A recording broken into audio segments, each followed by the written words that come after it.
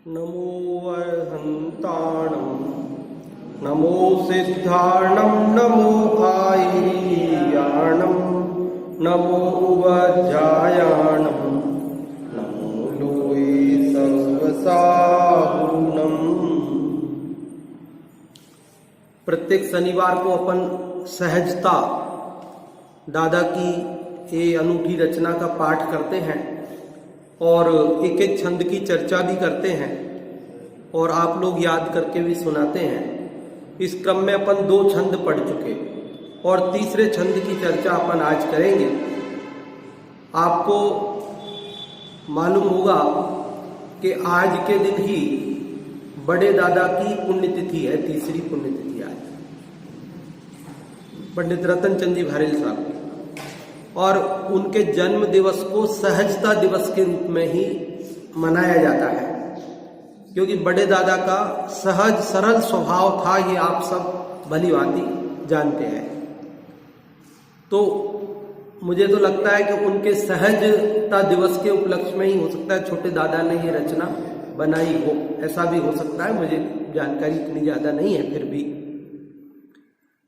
इस सहजता में बहुत सुंदर सुंदर सारे जीवन के सूत्र हैं, अपने सुखी जीवन के उपाय हैं, मुक्ति का उपाय है और यह लोक परलोक सुखी होने का मार्ग है।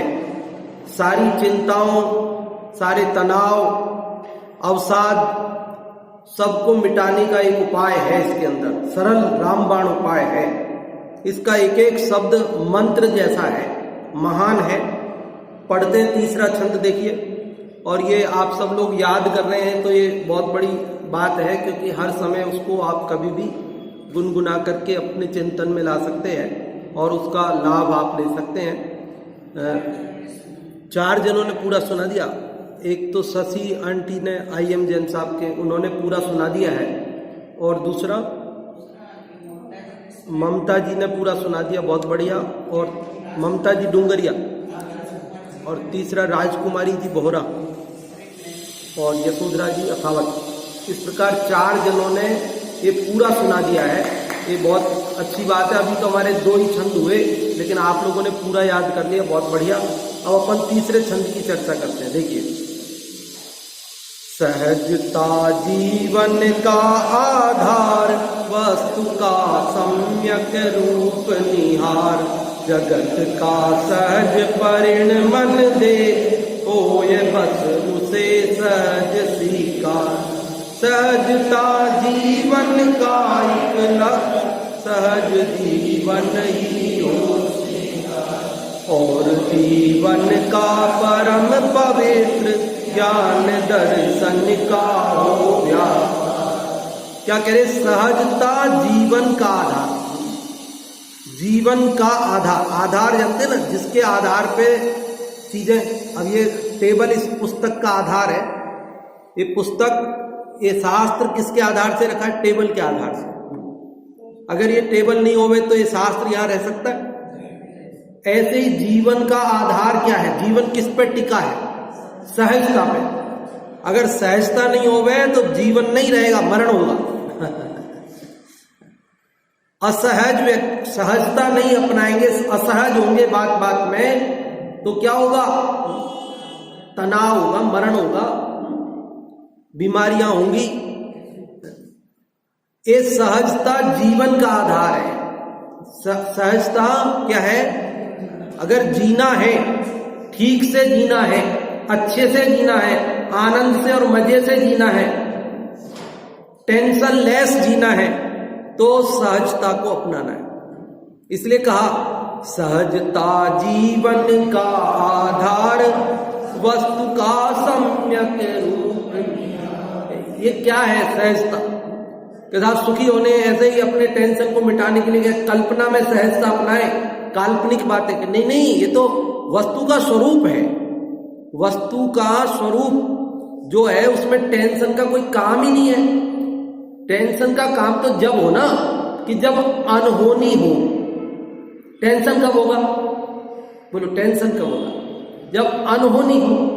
जब होनी ही होगी तो फिर टेंशन किस बात है? अच्छा, मैं आपसे पूछता हूं, जैसे अपन ने टाइम टेबल बनाया, क्या टाइम टेबल बनाया कि साहब हमारे वेदी प्रतिष्ठा में 7:30 से 8 तक भक्ति होगी, 8 से 8:30 गुरुदेव का चलेगा, 8:30 से 9 प्रवचन होगा, फिर सांस्कृतिक कार्यक्रम। ये हमने टाइम टेबल बनाया और उसी टाइम पे वही काम हो रहा है, तो फिर टेंशन किस बात का बताओ।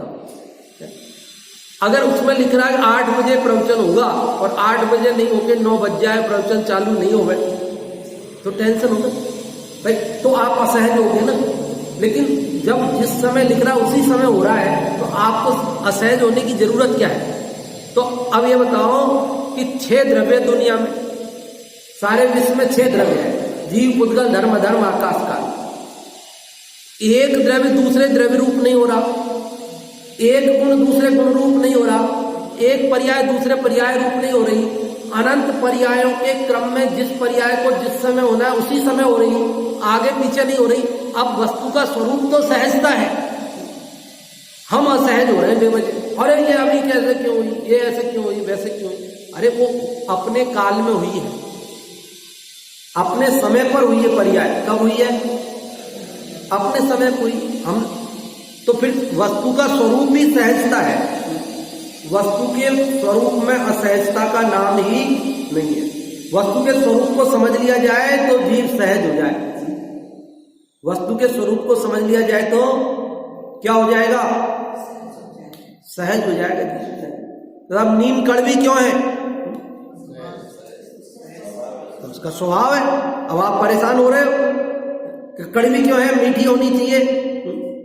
उसको छोटे से पौधे को वो मिश्री का पानी घोल घोल के दे रहे। सुनाई ना कहानी आपको पहले सदानंद नगर की, कि कौवा काला क्यों है, इसको सफेद होना चाहिए। ये जो है सूरज पूरब से ही क्यों उगता है, इसको पश्चिम में भी तो कभी उगना चाहिए, कभी उत्तर में, कभी दक्षिण में। ये क्या बात है कि हमेशा पूरब में ही उगता है? अरे भैया, ये वस्तु का स्वरूप है, ये समझ लो, सहज हो जाओ। फेर बदल करने का परिणाम करो मत, नहीं तो असहज हो। क्या करें? सहजता जीवन का आधार, वस्तु का सम्यक रूप निहार, जगत का सहज परिणमन दे, होए बस उसे सहज स्वीकार। कि जगत का सहज परिणमन देख, जगत का, इस संसार का, इस विश्व का परिणमन कैसा है? अपने क्रम में। आज शनिवार आ गया, कल रविवार आ जाएगा। कैसे आप खींच के लाओगे रविवार, कल शनिवार को धक्का दे के भगाओगे? कैसे करोगे आप? आज शनिवार लाने के लिए आपने क्या किया? शुक्रवार को धक्का दे के भगाया, सहज को हाथ पकड़ के बुला के लाए। क्या किया आपने? अरे वो सहज पने शुक्रवार चला गया, सहज पने शनिवार आ गया, वो भी सहज पने चला जाएगा, रविवार सहज पने आ जाएगा, फिर रविवार भी सहज पने चले जाएगा और सोमवार आ जाएगा। अब बच्चे हैं, कर्मचारी हैं, रविवार की छुट्टी होती है, ये सोमवार क्यों आ गया? अब जाना पड़ेगा। रविवार बढ़िया था। अरे वो बढ़िया और घटिया तुम्हारी कल्पना में है, उसको अपने समय पर सहज पने आता है। वस्तु का स्वरूप ऐसा है। कैसा है वस्तु का स्वरूप? कैसा है? कौन परिणमाना है इस जगत को? इंद्र या स्वधर्म या जिनेंद्र? कौन? कोई नहीं। जगत का सहज परिणमन देख, होए बस उसे सहज स्वीकार। जो वस्तु के स्वरूप को समझ लेता है वो तो जगत के सहज परिणमन को देख करके उसे सहज स्वीकार कर लेता है। भैया ऐसा ही है। क्या बच्चे को खेलने के परिणाम आते हैं, अब आपको तो ऐसा परिणाम नहीं आता ना। प्रवचन चल रहा है तो इधर से उधर भाग जाए, उधर से इधर आ जाए, यहाँ आ जाए, वहां चले जाए। क्यों नहीं आ रहे ऐसे परिणाम? आप क्यों नहीं करते ऐसे क्यों नहीं करते आप? और अभी यहाँ 1-2 साल का, 3 साल का बच्चा हो तो क्या करेगा? वो यहां से यहाँ, वहां से वहां से वहां भागेगा। अब आप परेशान हो रहे हो, ये क्यों भाग रहा है? चुपचाप बैठता नहीं है, एक जगह बैठता नहीं है, किलकारी मार रहा है, चुप नहीं बैठता है, सबको डिस्टर्ब हो रहा है। अच्छा, हम आपसे कह रहे हैं आप क्यों नहीं किलकारी मार रहे? आप क्यों नहीं भाग रहे? आप चुपचाप क्यों बैठे? आप चुपचाप एक जगह ही क्यों बैठे? आप क्यों नहीं बच्चे की तरह कर रहे? तो अब ये क्यों नहीं का क्या प्रश्न है? आप वस्तु का स्वरूप सहज स्वीकार करो ना कि ये बाल स्वभाव है, बचपन में ऐसा ही होता है और बड़े होने पर ऐसा ही होता है कि बैठे। समझ में आ रही बात?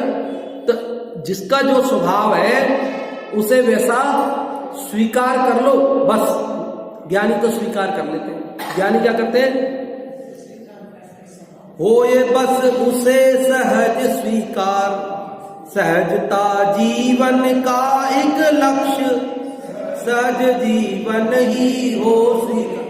सहजता हमारे जीवन का लक्ष्य होना चाहिए, क्योंकि सहजता के बिना आनंद नहीं है।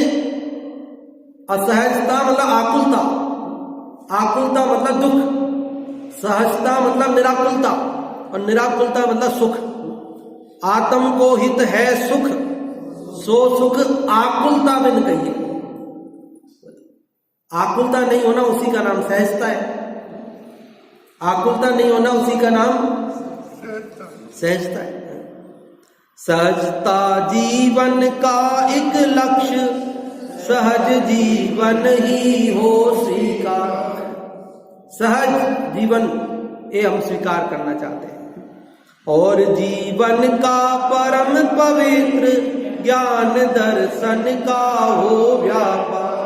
और जीवन का परम पवित्र क्या है? ज्ञान दर्शन का व्यापार। ज्ञान दर्शन का व्यापार मतलब क्या?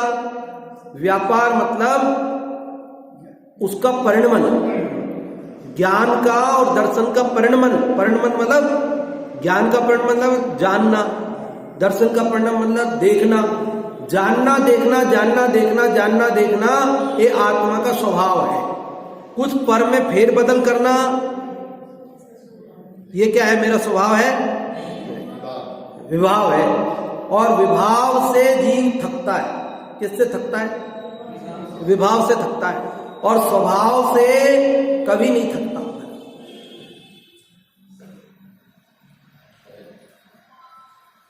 स्वभाव में कभी थकान लगती है और विभाव में थकान लगती है। ऐसा स्वरूप है। जीव विभावों से थकता है। बोलो क्रोध कितनी देर कर सकते हो आप? नहीं कर सकते ना ज्यादा देर, क्योंकि वो विभाव है, उससे थकान होती है और आखिरकार रुकना पड़ता है। और शांत कब तक रह सकते हो? कोई दिक्कत आती है? बोलने में थकता है और चुप रहने में कहीं की थकान है।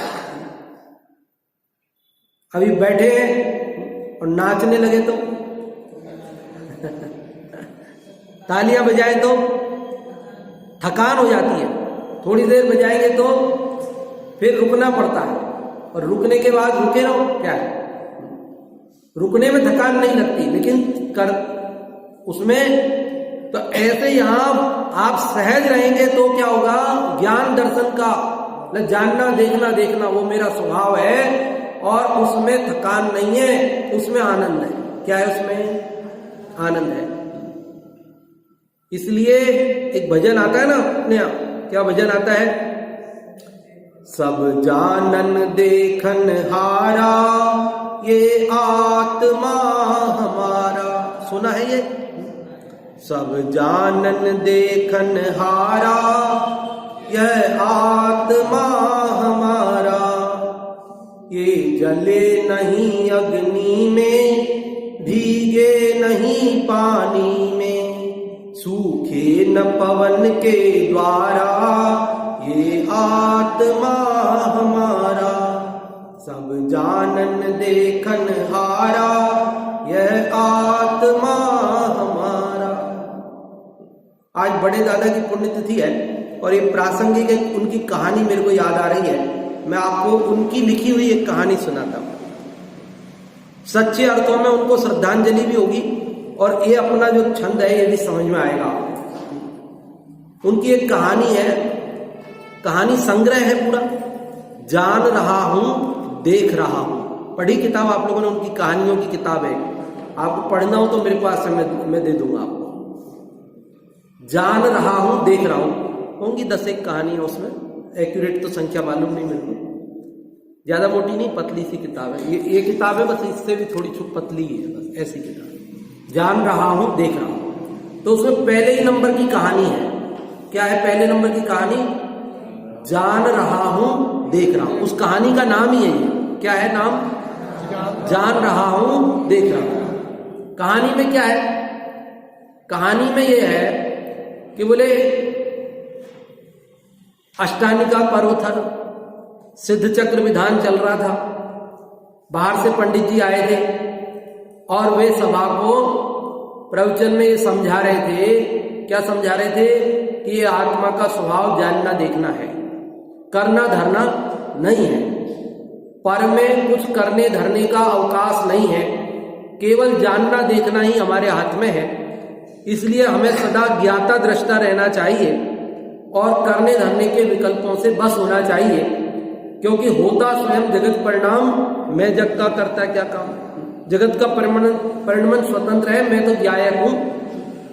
और ये भजन भी सुना रहे थे वे, जो भजन मैंने अभी आपको सुनाया। कौन सा? सब देखन जानन हारा, बोलिए सब लोग। सब देखन जानन हारा, यह आत्मा हमारा, ये जले नहीं अग्नि में, भीगे नहीं पानी में, सूखे न पवन के द्वारा, यह आत्मा हमारा। सब देखन जानन हारा, यह आत्मा। पूरी सभा झूम रही थी, सबको अच्छा लग रहा था कि भाई हाँ, आत्मा जानने देखने के स्वभाव वाला है, करने धरने के अपना स्वभाव नहीं है। भगवान भी हाथ पे हाथ धर के बैठे हैं, ये शिक्षा दे रहे हैं कि करना धरना कुछ, सब जानना देखने का ही स्वभाव, हमें ज्ञाता दृष्टा रहना चाहिए। और धर्म परिभाषा नहीं, प्रयोग है। धर्म क्या है? परिभाषा रट लेना, इसका नाम धर्म नहीं है, बल्कि उसको जीवन में अप्लाई करना, उसको प्रयोग में लाना।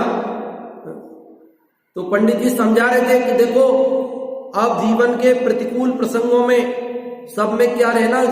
ज्ञाता दृष्टा रहना, आकुलता मत करना, सहज रहना, करने धरने का विकल्प मत करना, जो भी होए उसको जानना देखना, प्रयोग करना जीवन में, व्यापार में, घर में, गृहस्थी में, समाज में, सब जगह। तो वहां पर एक ब्रह्मचारी जी भी थे आए हुए, उनको ये बात थोड़ी अटपटी लग रही थी। वो सोच रहे थे कि ये तो अकर्मण्य बना रहे हैं लोगों को, पुरुषार्थहीन बना रहे हैं, बस कुछ करना नहीं, ज्ञाता दृष्टा रहना, करना अपने हाथ में नहीं है, बस जानना देखना है। तो वो ब्रह्मचारी जी को वो बात बड़ी अटपटी लग रही थी। तो उन्होंने लोगों से कह करके, अपने परिचित लोगों से, कि भाई दोपहर में हम भी एक प्रवचन करेंगे। जब घोषणा हुई कि भाई दोपहर में ब्रह्मचारी जी का प्रवचन होगा, तो लोगों को सबको खुशी हुई, पंडित जी भी खुश हुए कि चलो ब्रह्मचारी जी का लाभ मिलेगा, वो भी कोई अच्छी बात सुनाएंगे। सब लोग दोपहर में सुनने के लिए आए। तो पंडित जी ने एक कहानी सुनाई। क्या सुनाई पंडित जी ने? वो ब्रह्मचारी जी ने एक कहानी सुनाई। क्या कहानी सुनाई वो सुनो। उन्होंने एक कहानी सुनाई कि एक सेठ के घर में रात को चोर घुस गया और उस चोर ने सेठ जी के तकिए के नीचे से तिजोरी की चाबी निकाल ली। तो सेठानी ने सेठ जी से कहा, अजी सुनते हो, चोर घुस आया है, उसने चाबी निकाल ली आपके तकिए के नीचे से। तो वो सेठ बोला, जान रहा हूं, देख रहा हूं। थोड़ी देर बाद उस चोर ने तिजोरी खोल के और जो भी सोना चांदी रुपया पैसा था वो पोटली बना ली। तो सेठानी बोली सेठ से, अजी देखते हो, उसने तिजोरी में से सब माल पोटली बना ली है। तो सेठ जी बोले जान रहा हूं, देख रहा हूं। वो लेकर के पोटली चला गया तो सेठानी चिल्लाई, क्या खाक जान रहे हो, देख रहे हो, कुछ कर, सब लुटवा दिया। अरे वो अकेला था, अपन दो थे, पकड़ लेते अपन उसको, ऐसे कैसे माल लेके जाने दिया, ये जान रहा हूं देख रहा हूं के चक्कर में।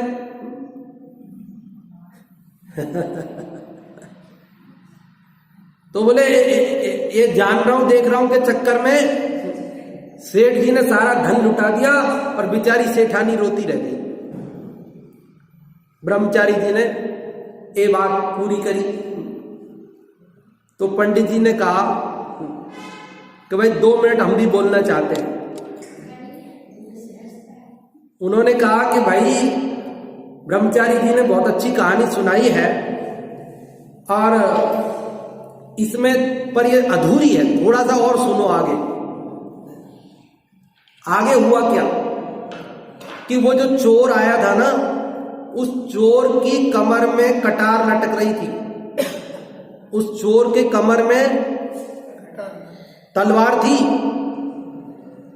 सेठानी को वो चोर माल ले जाता तो दिखा, पर उसको वो तलवार नहीं दिखी उसकी, और सेठ जी को वो तलवार भी दिख रही थी। सेठ जी जानते थे कि अगर मैंने कुछ भी चूं चपड़ की, चूं चपड़ तो दूर, अगर इसको ये पता भी चल गया कि ये जग गए हैं, इनको पता चल गया है, तो वो हम दोनों को मौत के घाट उतार देगा।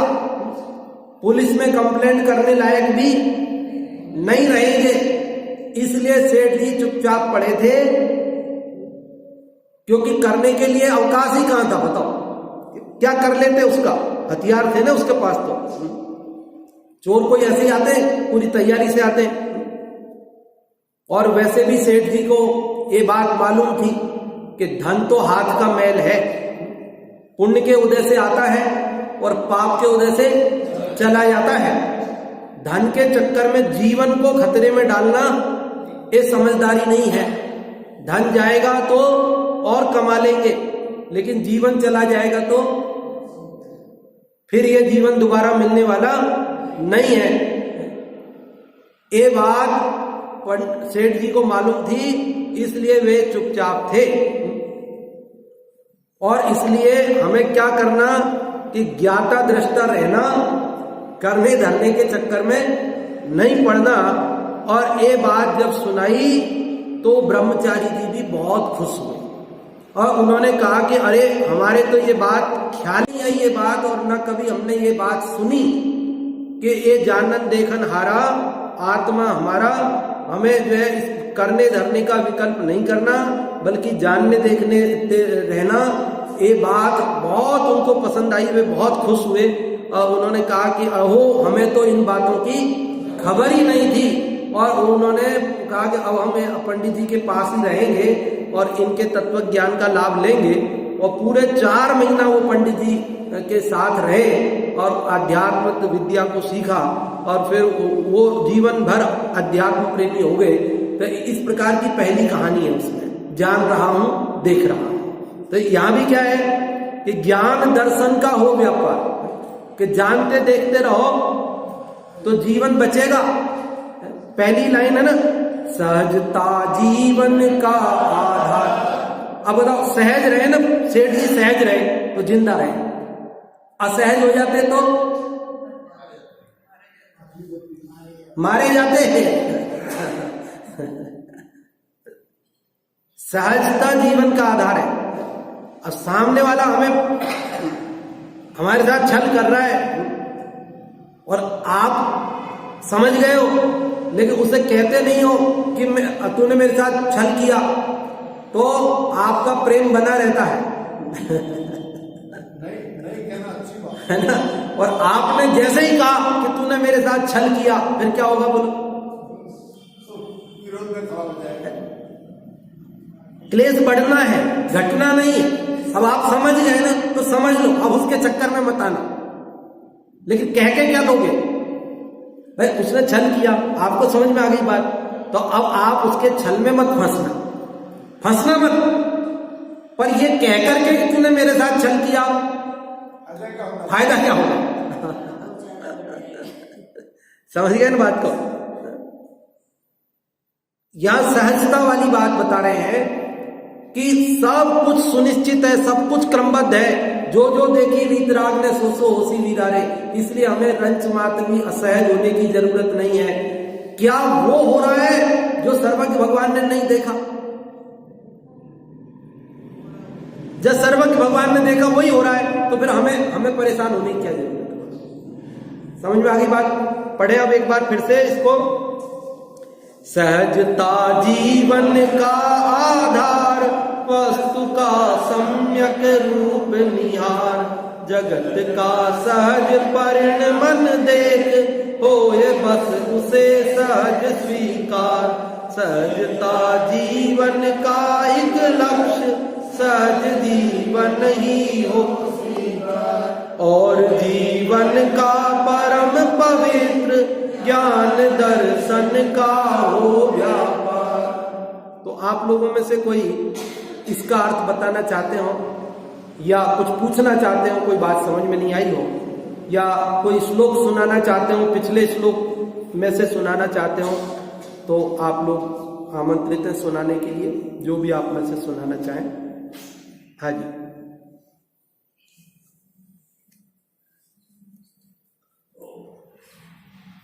सुनाना है किसी को कुछ?